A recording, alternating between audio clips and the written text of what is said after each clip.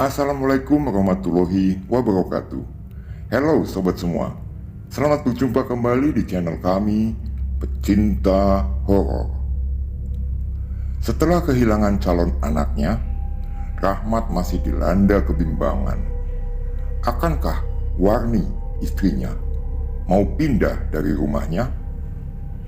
Apakah Warni mau menerima alasan Rahmat kalau semua ini dia lakukan demi keutuhan dan keselamatan rumah tangganya? Bagaimanapun, Rahmat tidak mau ada korban berikutnya kalau dia dan Warni masih tinggal di rumah itu. Setelah kepergian calon anak yang direnggut paksa oleh Mbah Sula. Langsung saja kita simak bagian ketujuh atau bagian terakhir dari kisah yang ditulis oleh Mas Rulo Faki ini. Terekan Kedung Jani. Ada apa, Nak Rahmat? Sepertinya kamu ketakutan, ucap Pak Kasdi melihat Rahmat yang baru tiba di puskesmas dengan wajah pucat menyiratkan satu ketakutan. Tidak apa-apa, Pak, saya baik-baik saja, jawab Rahmat berusaha menutupi.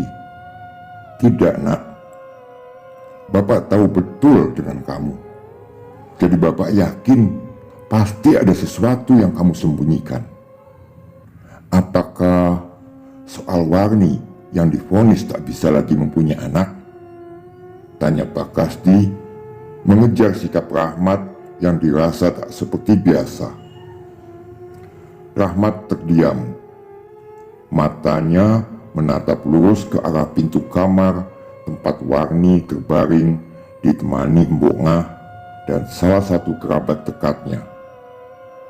Nafasnya masih terlihat menderu pelan, mengiringi keraguan saat ingin menceritakan semua yang baru ia alami. Pak Kasdi sendiri hanya menatap penuh ibah pada sosok Rahmat. Menantu yang ia kenal pendiam dan sangat sabar dalam segala hal. Dadanya ikut bergemuruh melihat kilatan beban yang begitu besar dan berat dari wajah Rahmat. Setelah beberapa kali mengalami kejadian aneh, sampai akhirnya memuncak dengan kehilangan calon buah hati yang lama ia dambakan. Satu helaan napas panjang terdengar dari Rahmat sebelum wajahnya berpaling dan menatap lekat pada raut penuh kerutan milik mertuanya. Jujur, saya terpukul dengan keadaan Warni, Pak. Tapi saat ini bukan hanya itu yang menjadi beban bagi saya. Lirih dan berserak suara Rahmat mencoba mengawali ungkapan beban yang ia tahan. Beban apa lagi yang kamu rasakan, Nak? Ceritalah, supaya Bapak tahu dan bisa sama-sama mencari solusinya. Sahut Pak Kasdi ikut terenyuh. Saya rasa rumah itu akan saya jual saja, Pak. Saya dan Warni harus pindah dari tempat itu. Sedikit terkejut Pak Kasdi mendengar ucapan Rahmat. Ia terdiam dan sebentar tertunduk sebelum kembali menegak kala mendengar Rahmat mulai bercerita. Bercampur aduk saat itu pikiran Pak Kasdi yang dengan seksama mendengarkan semua kejadian tengah diceritakan Rahmat. Perasaannya menjadi tak enak, penuh sesal dan malu setelah Rahmat mengakhiri cerita panjangnya. Cerita petaka buah dari kecongkakan darah dagingnya sendiri, mengakibatkan bertubi-tubi bencana pada suami dan orang lain. Nak Rahmat, kamu yang kuat, maafkanlah Warni. Maafkan juga Bapak yang tak bisa mengendalikannya, ucap Pak Kasdi setelah Rahmat merampungkan cerita dan sama-sama terdiam. Tidak Pak, Bapak tidak bersalah. Justru sayalah yang seharusnya bertanggung jawab. Sayalah yang pantas disalahkan, karena saya sendiri gagal untuk menjadi pelindung bagi Warni, sahut Rahmat seraya menggelengkan kepalanya pelan. Kita berdoa saja semoga setelah ini Warni bisa menyadari kesalahan dan kekeliruan serta bisa merubah cara berpikirnya, tukas Pak Kasdi dengan mendoakan penuh pengharapan yang diamini Rahmat.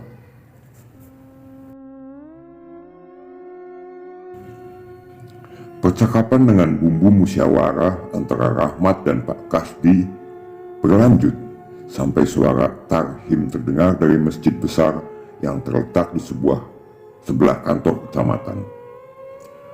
Dengan keputusan Rahmat dan Warni untuk sementara tinggal bersama Pak Kasdi dan Mbok Ngah sebelum rumah yang menjadi saksi kelam kehidupan Rahmat terjual. Akan tetapi rupanya hal itu tak mulus berjalan. Kembali dan lagi, rencana yang sudah membulat antara Rahmat dan Pak Kasdi tertunda dengan sikap Warni. Berawal dari kesadaran Warni sore itu, setelah lebih dari 30 jam ia pingsan.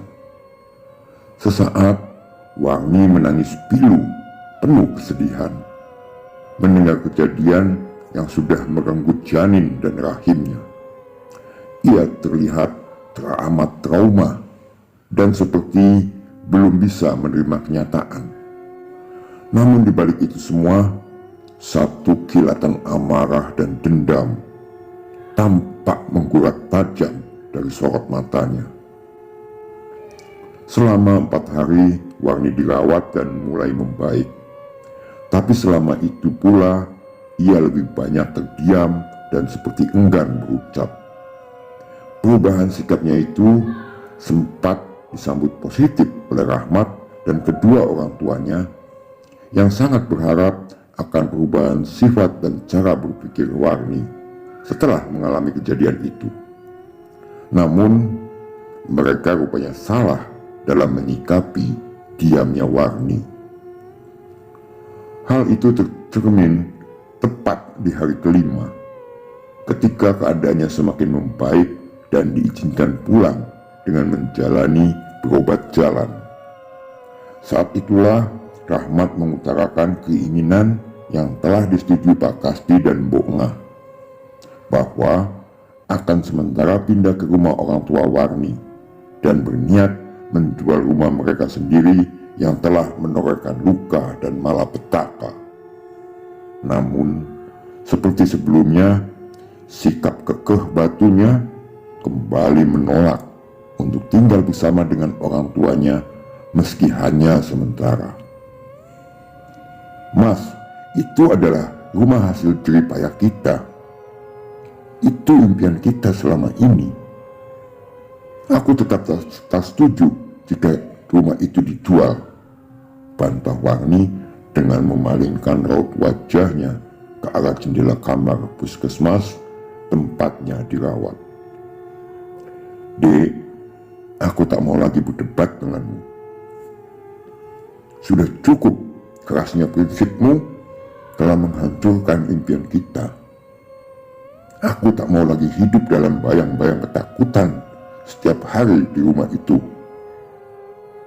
Tegas kali ini ucapan Rahmat. Tapi itu belum cukup untuk menggoyahkan pancang prinsip Warni yang masih menancap kuat.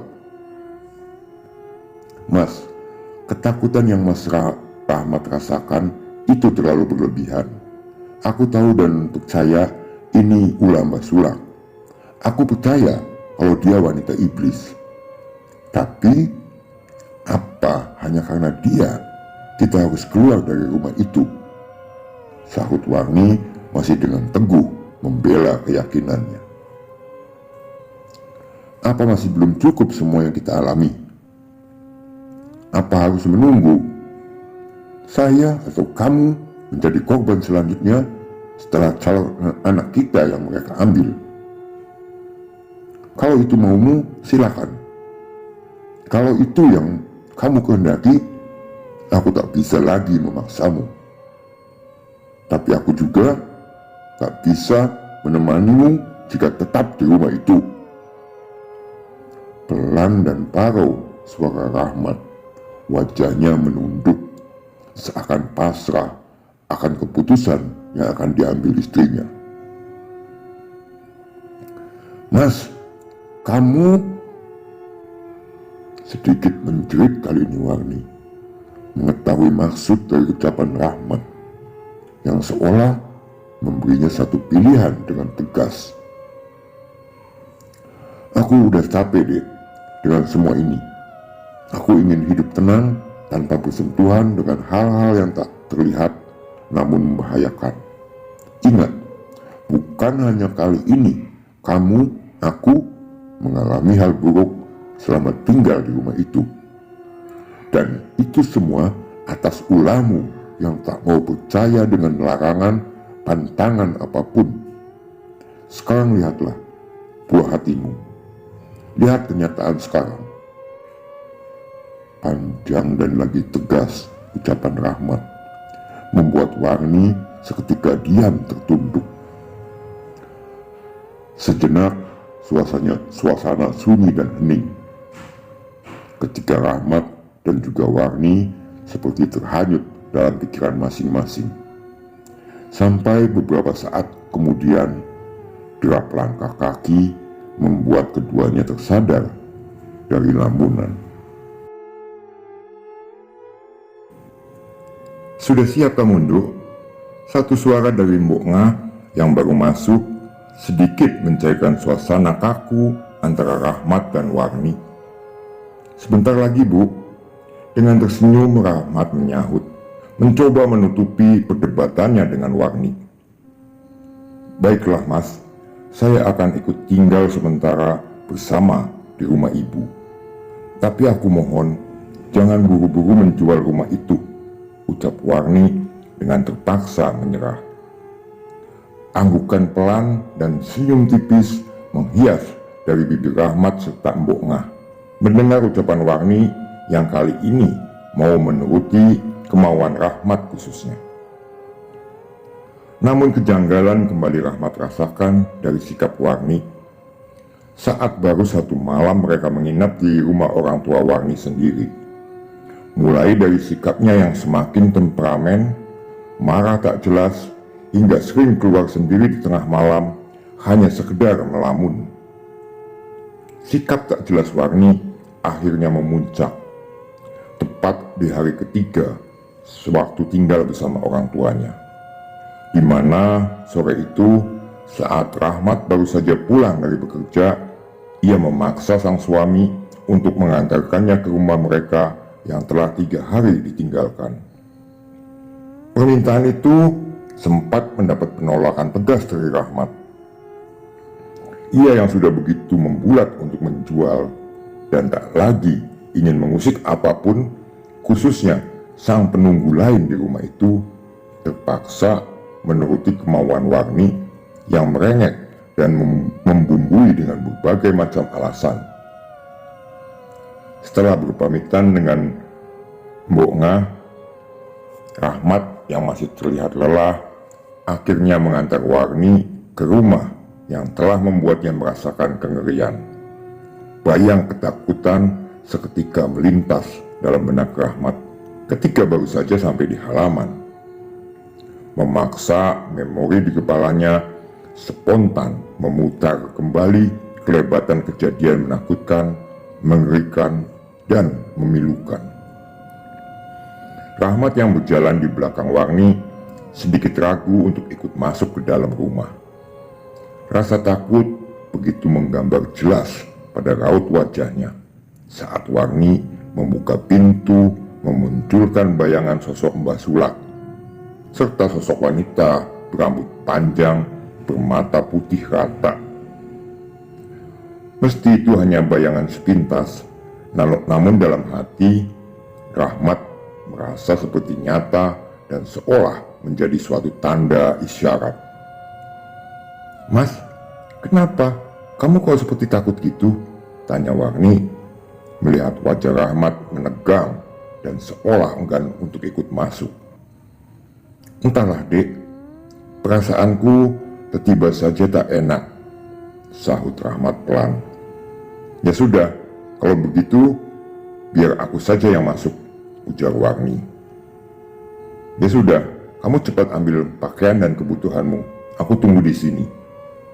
Warni akhirnya melangkah masuk tanpa berkata apapun lagi setelah mendengar jawaban dan perintah Rahmat, yang saat itu memilih duduk di kursi kayu teras depan, menatapi jalan sepi depan rumahnya, seperti biasa ia saksikan di kala waktu senja. Beberapa menit, ratusan detik telah berlalu, namun belum ada tanda Warni selesai mengemasi barang-barang miliknya dan keluar, membuat Rahmat yang menunggu semakin merasai kegusaran yang sejak awal menghantui perasaannya. Sebentar Rahmat bangkit, sekedar ingin membuang kegelisahan sambil menunggu, dengan menatapi langit redup dari halaman. Tapi hal itu tak membuahkan hasil. Justru saat mengetahui langit semakin beranjak kelam, Rahmat semakin dirundung rasa tak nyaman, apalagi mengingat akan hal-hal menyeramkan yang ia alami dulu. Hampir kesemuanya di waktu tepat seperti saat sekarang, membuat perasaannya tak karuan. Rahmat akhirnya memutuskan untuk masuk ke dalam, berniat melihat dan membantu Warni. Langkahnya sempat terhenti sejenak saat tubuhnya baru memasuki ruang tamu. Kala itu Rahmat merasakan betul hawa dalam rumah yang baru dikosongkan 3 hari. Terasa begitu sinung dan sedikit lembab. Namun Rahmat tetap meneruskan melangkah masuk, menepis pikiran liar serta menekan rasa takutnya. Gemuruh degup jantung Rahmat seakan terpacu kencang ketika melihat kamarnya dalam keadaan kosong. Tak ada sosok istrinya, tak ada tas maupun ransel yang dibawa Warni untuk mengemas barang kebutuhannya. Yang ada saat itu hanya bau wangi kembang kamboja menyengat, serta keredupan dari cahaya lampu kamar. Bingung dan panik mulai menghinggapi Rahmat yang tak mendapati sosok istrinya. Padahal dalam hitungan waktu menurut pikirannya, seharusnya Warni sudah selesai mengemasi barang-barang miliknya. Rahmat akhirnya meninggalkan kamar dan mencoba mencari Warni ke arah belakang. Melangkah penuh rasa khawatir sambil memanggil-manggil pelan.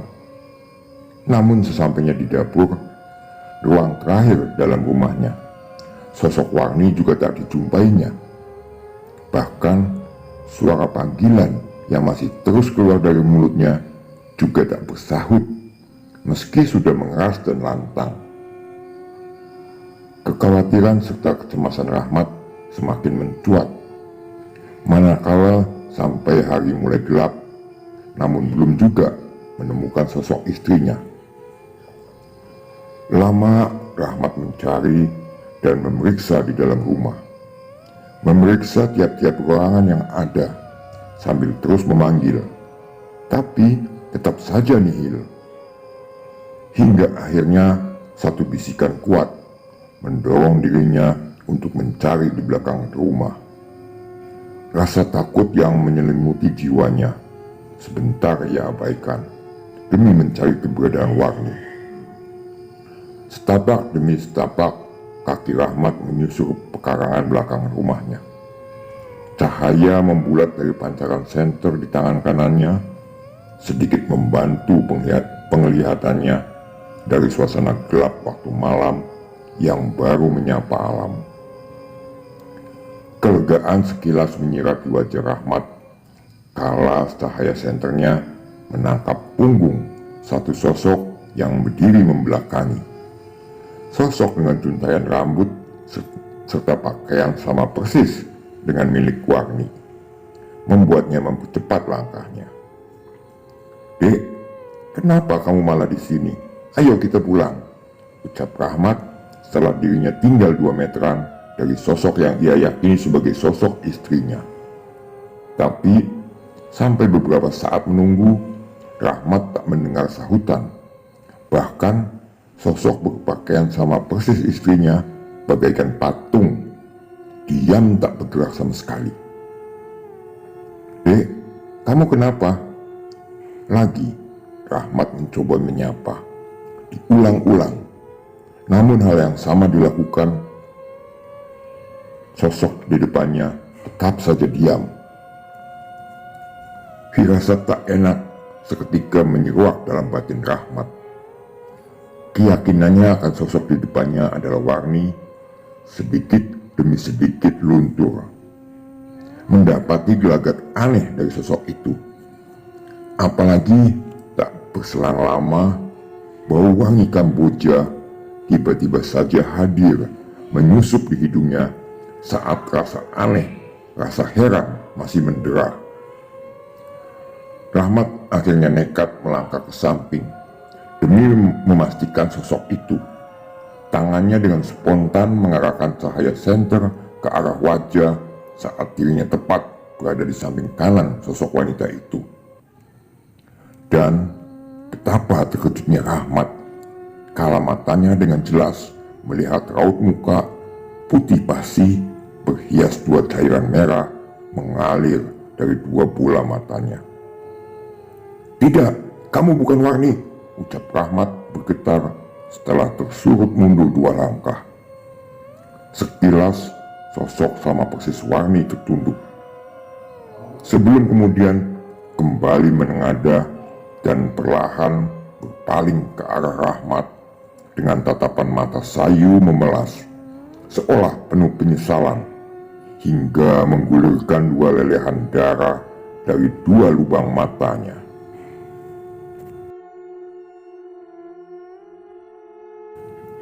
"Kamu bukan istriku, kamu bukan Warni," seru Rahmat di sela-sela tekanan rasa takutnya. Lutut dan tubuhnya semakin terasa lemah tak bertulang kala sosok persis istrinya memalingkan wajah, menjulurkan tangan serta jari telunjuk yang mengarah ke tempat kerumpunan bambu. Rahmat yang masih memiliki kesadaran seolah tertuntun untuk mengikuti arah jari telunjuk sosok itu. Matanya perlahan menatap rimbunan yang bergerumbul gelap. Tak ada apapun yang tertangkap bola mata Rahmat saat itu. Namun ketika senter di tangan kanannya bergerak mengarahkan cahaya tepat di tengah rumpunan bambu, seketika itu juga tubuh Rahmat goyah, tersurut 1 langkah dan jatuh terduduk. "Warni, apa yang kamu lakukan?" Lirih suara Rahmat, tertekan rasa takut dan ngeri. Melihat sosok asli istrinya tengah tersimpu memangku seonggok gumpalan lunak berwarna hitam kemerah-merahan yang berdenyut seolah bernyawa. Tawa melengking sesaat kemudian terdengar dari sosok wanita yang berdiri di depan Rahmat, mengalihkan kembali mata Rahmat untuk menatap padanya. Lagi-lagi Rahmat terkesiap tanpa ekspresi, manakala sosok yang awal dirinya lihat berwujud sama persis dengan istrinya telah berubah menjadi sosok wanita bergaun putih panjang, bermata putih rata. "Mulyo, bojomu wis ra iso metu saka kene," gowo nyowone. "Mergo bojomu wis kebacut kewanen arep ngerusak panggonan bocah-bocah iki. Pulanglah, istrimu sudah tidak bisa keluar dari sini membawa nyawanya." karena istrimu sudah terlanjur lancang, terlalu berani, ingin merusak tempat tinggal anak-anak ini. Satu bentakan keras dari arah samping kiri kembali menghentak jiwa Rahmat. Tepat setelah tawa nyaring melengking berhenti, bentakan dari sesosok wanita tua berambut putih menjuntai acak-acakan sambil menyorotkan tatapan tajam ke arahnya. Tak hanya itu, tak berapa jauh dari sosok yang tak lain adalah Mbak Sulak. Puluhan sosok bocah beragam bentuk berdiri berjejer di belakang dan samping. Wajah-wajah mereka menyirat kengerian. Mata mereka yang sebagian juling dengan tanda bulatan hitam serta derai lelehan mengering kemerahan di pipi menunjukkan kemarahan yang tertahan, membuat diri Rahmat seolah tak lagi merasa berada di alam dunia nyata. Wajah Rahmat yang sudah bagai kapas tertunduk, matanya mengerjap erat, bibirnya terkatup rapat, tapi tak mampu menutup dan menahan telinganya untuk tak mendengar tawa ngikik dari sosok wanita berambut panjang menyapu tanah, dan riuh gemuruh suara puluhan sosok bocah yang ikut mengiring langkah Mbak Sulak mendekati sosok tersimpu Warni. Ingin rasanya Rahmat segera bisa meninggalkan tempat itu, namun tubuhnya sudah terasa seperti tak teraliri darah, kaku, membeku. Jangankan untuk berlari, berdiri pun rasanya Rahmat tak sanggup lagi. Akan tetapi hal itu tak berlangsung lebih lama, sebab berselang beberapa saat kemudian satu pemandangan di depan, di tempat di mana sosok istrinya tersimpu, jiwa Rahmat kembali bergejolak hebat. Tubuhnya seketika memanas mendapati satu jeritan menyayat istrinya, kala beberapa sosok anak kecil bermata juling putih rata menyeret dengan paksa tubuh Warni masuk ke dalam rumpunan bambu. "Tidak, jangan bawa istriku, hentikan!" teriak Rahmat lirih bertahan. Namun semua itu sia-sia. Tubuh Warni terus saja terseret masuk, meninggalkan suara ratapan memilukan sebelum tertutup kabut tipis mengepul dari tempat hilangnya tubuh Warni bersama puluhan sosok bocah dan Mbak Sulak, menyisakan sosok Nyai yang kembali tertawa nyaring melengking ketika melihat Rahmat tak berdaya. Satu senyum sinis dan tatapan menyengit di sela tawa yang mereda sempat Rahmat lihat dari sosok Nyai, dan menjadi akhir penglihatannya saat sosok Nyai menyusul masuk ke dalam rumpunan bambu, meninggalkan suara gemeresek dari rambut panjangnya yang bersentuhan dengan guguran dedaunan bambu kering. Harum wangi Kamboja yang awal menyapu wajah dan menyesak di rongga hidung Rahmat sebentar ikut menghilang, membuat Rahmat tak berselang lama memaksa tubuh lemahnya bangkit. Tepat dan beriring kepanikan saat kaki Rahmat yang masih terlihat goyah mengayun meninggalkan tempat itu.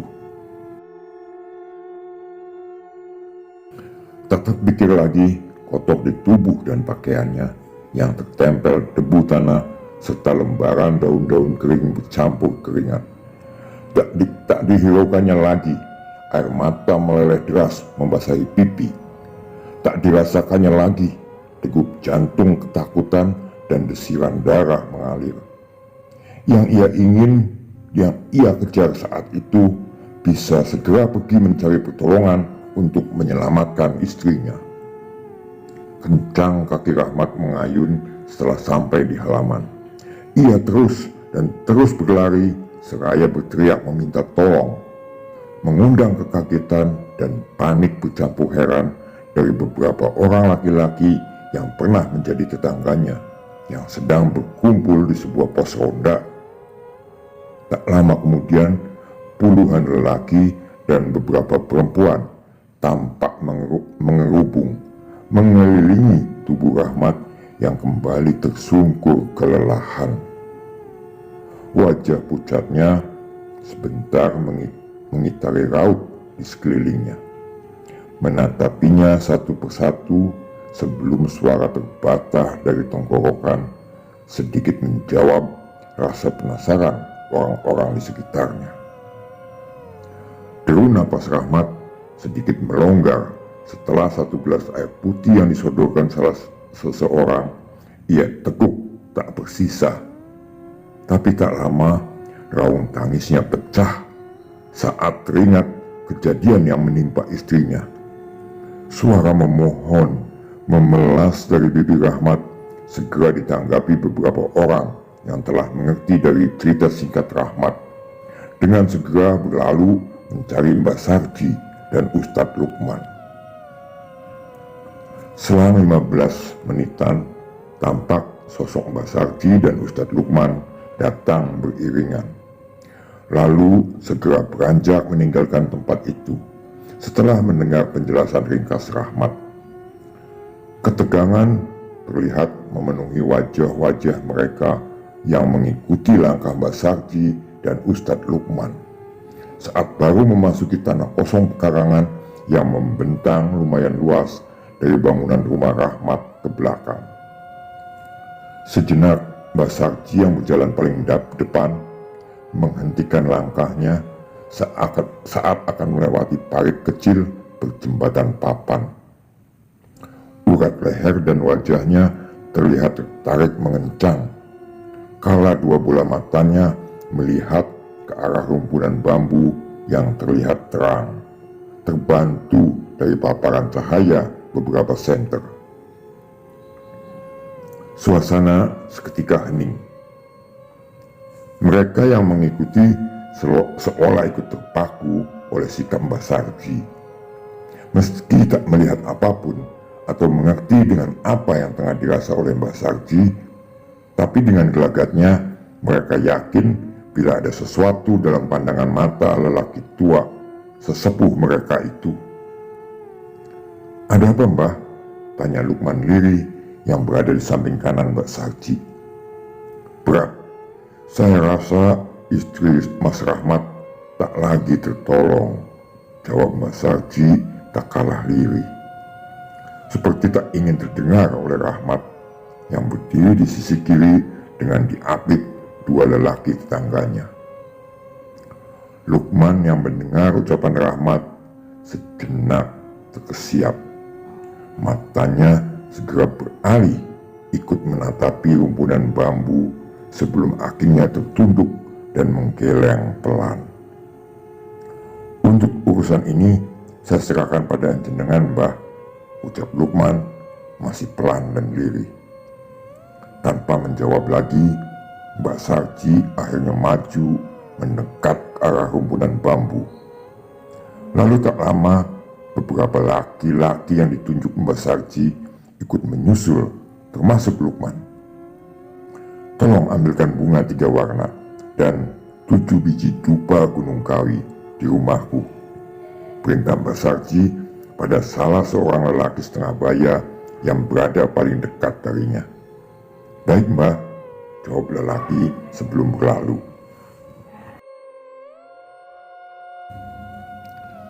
"Apa masih bisa diambil jasad itu, Mbah?"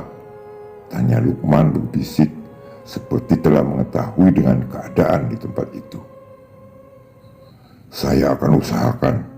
Tolong nanti Mas Lukman bantu doa supaya bisa menurunkan dan mengembalikan jasad itu," jawab Mbak Sarji sembari menunjuk muka ke satu arah yang kemudian disambut anggukan kepala Lukman.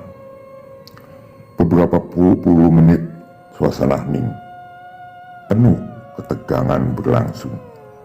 Sedikit berubah kala lelaki yang mendapat perintah Mbak Sarji tiba dengan menenteng sebuah bungkusan. Tak lama Mbak Sarji duduk bersila setelah menaburkan bunga di rumpunan bambu serta membakar 7 biji dupa yang dibawa lelaki dari rumahnya.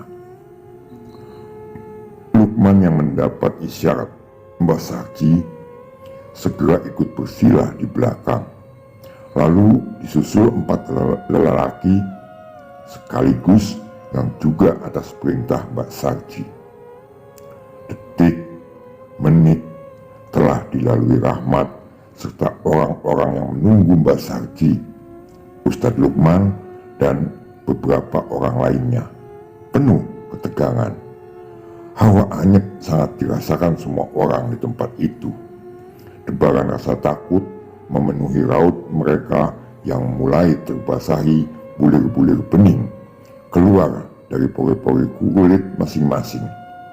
Apalagi kepulan asap menebarkan bau wangi khas dari 7 buah dupa yang terbakar, semakin membuat jantung dan dada mereka berdegup, bergemuruh tak beraturan.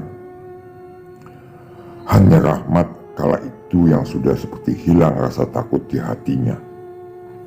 Wajahnya terlihat lekat, menyirat kecemasan, menanti dan berharap istrinya bisa diselamatkan. Namun harapannya bertolak dengan kenyataan yang diterimanya beberapa waktu kemudian. Berawal dari suara gemesak keras dalam rumpunan bambu. Lalu tak lama disambut satu jeritan dari salah seorang lelaki yang berdiri paling depan atau tepat di sisi parit kecil, membuat suasana seketika gaduh hingga membuat Mbah Sarji, Lukman, dan 4 orang yang tengah duduk bersila spontan berdiri. Kegaduhan semakin ramai riuh oleh ucapan istighfar yang lantang bersahutan dari bibir orang-orang yang mendekat dan ikut melihat ke arah parit setelah ditunjukkan oleh lelaki pertama yang berteriak, "Astagfirullah, astagfirullah," ucap Lukman bersahutan dengan yang lain saat ikut melihat di dalam parit tak seberapa dalam, di mana dia, Mbah Sarji, dan semua yang ada di tempat itu dengan bantuan seluruh Tahya Center begitu jelas, bahkan sangat jelas melihat satu sosok tubuh terlentang berlumur lumpur. Sesosok tubuh yang tak lain adalah milik Warni langsung membuat tubuh Rahmat sebentar meronta sebelum akhirnya roboh dalam paparan 2 orang lelaki. Ia tak kuat, tak mampu melihat kenyataan istrinya terkapar tanpa nyawa dalam keadaan mengenaskan. Matanya membeliak melotot ke atas, mulutnya ternganga lebar hingga terangkat sedikit rahangnya, seperti merasakan ketakutan dan saking teramat sangat sebelum ajal datang menghampirinya. Malam itu juga suasana kampung geger dengan berita kematian Warni di tempat yang oleh mereka warga kampung sekitar disebut Kedung Terekan, di mana sebutan itu tersemat lekat sebab cerita masa lalu yang mengerikan. Tempat yang sempat kengeriannya mereda beberapa tahun kini kembali menjadi buah bibir setelah menelan korban atau mengambil nyawa Warni. Namun dari semua itu, dari segala malapetaka yang menimpa Warni sampai pada kematiannya yang tragis, tak banyak rasa simpati ditunjukkan warga sekitar. Mereka lebih pada rasa takut akan tempat yang kembali atau bahkan semakin mereka anggap angker setelah kematian Warni malam itu. Penyesalan, kesedihan menggurat jelas di wajah Rahmat. Matanya tak lepas tertumpu pada sosok jasad istrinya di sepanjang jalan hingga tiba di rumah Mbok Ngah dan Pak Kasdi. Isak tangis, jerit histeris memilukan, membahana, sahut menyahut di dalam rumah tembok pucat kuning milik Pak Kasdi setelah kedatangan tubuh Kasarwarni anaknya tanpa nyawa. Hingga sampai pada prosesi pensucian, pengkafanan, dan pelaksanaan fardu kifayah, Rahmat mengikuti dengan diam. Pikirannya kosong, jiwanya terguncang melihat kenyataan istrinya telah terbujur berbalut kain putih berikat tali-tali kecil menguncup di atas kepala. Berhias kapas-kapas putih di beberapa bagian tubuhnya menebarkan wangi khusus dan khas pada jasad, menandakan satu isyarat lambaian dan salam perpisahan untuk dunia beserta isinya yang selama ini ia kejar, ia banggakan, namun tak lagi memberi arti apapun. Apalagi saat seonggok tubuh yang dirawatnya sewaktu bernapas tertanam paksa di dalam tanah berukuran sempit tanpa cahaya. Tak satu pun barang kebanggaan yang ia dapat ia beli dari hasil jerih payahnya menemani tidur panjang di tempat gelap dalam kesendirian.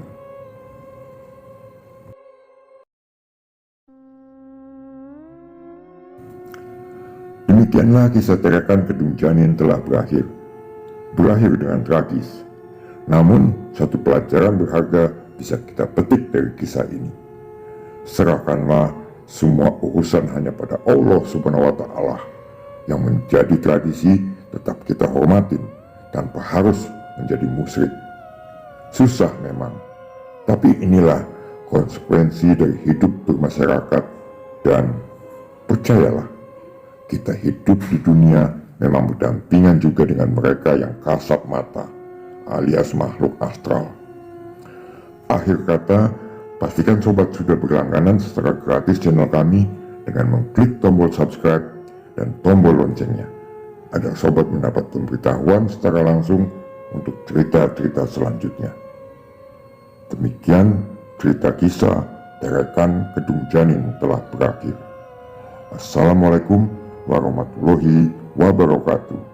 Sampai berjumpa di cerita selanjutnya.